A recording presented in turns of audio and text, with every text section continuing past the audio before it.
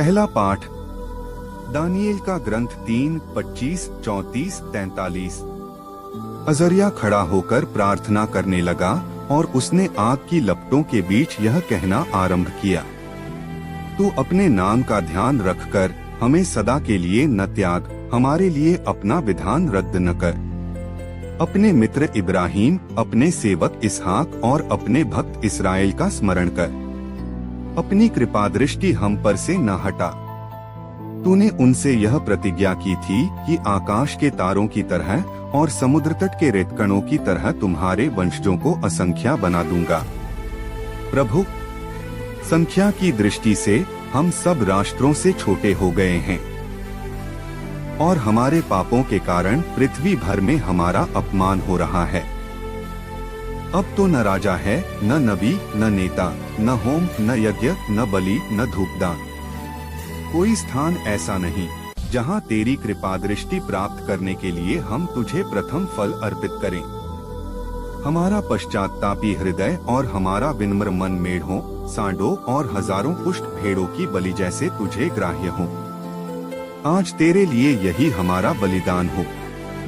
ऐसा कर कि हम पूर्ण रूप से तेरे मार्ग पर चलें, क्योंकि तुझ पर भरोसा रखने वाले कभी निराश नहीं होते। अब हम यह दृढ़ संकल्प करते हैं कि हम तेरे मार्ग पर चलेंगे, तुझ पर श्रद्धा रखेंगे और तेरे दर्शनों की कामना करते रहेंगे। हमें निराश न होने दे, बल्कि हम पर अपनी सहनशीलता तथा महती दया प्रदर्शित कर। प्रभु, अपने अपूर्व कार्यों द्वारा हमारी रक्षा कर और अपने नाम को महिमान्वित कर। सुसमाचार संत मत्ती 18, 21, 35। तब पेतरुस ने पास आकर ईसा से कहा, प्रभु, यदि मेरा भाई मेरे विरुद्ध अपराध करता जाए तो मैं कितनी बार उसे क्षमा करूं? 7 बार तक? ईसा ने उत्तर दिया, मैं तुमसे नहीं कहता 7 बार तक, बल्कि 70 गुना 7 बार तक। यही कारण है कि स्वर्ग का राज्य उस राजा के सदृश है जो अपने सेवकों से लेखा लेना चाहता था। जब वह लेखा लेने लगा तो उसका लाखों रुपए का एक कर्जदार उसके सामने पेश किया गया। अदा करने के लिए उसके पास कुछ भी नहीं था, इसलिए स्वामी ने आदेश दिया कि उसे, उसकी पत्नी, उसके बच्चों और उसकी सारी जायदाद को बेच दिया जाए और ऋण अदा कर लिया जाए। इस पर वह सेवक उसके पैरों पर गिरकर यह कहते हुए अनुनय विनय करता रहा, मुझे समय दीजिए और मैं आपको सब चुका दूंगा। उस सेवक के स्वामी को तरस हो आया और उसने उसे जाने दिया और उसका कर्ज माफ कर दिया। जब वह सेवक बाहर निकला तो वह अपने एक सह सेवक से मिला जो उसका लगभग 100 दीनार का कर्जदार था।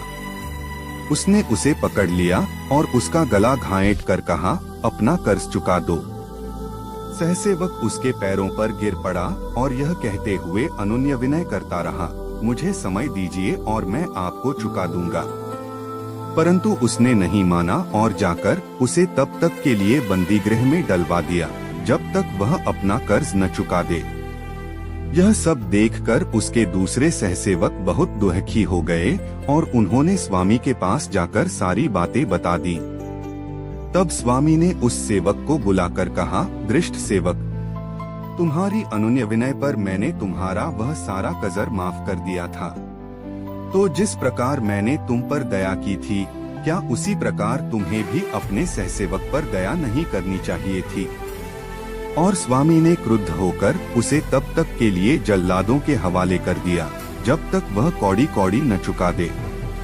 यदि तुम में हर एक अपने भाई को पूरे हृदय से क्षमा नहीं करेगा तो मेरा स्वर्गिक पिता भी तुम्हारे साथ ऐसा ही करेगा।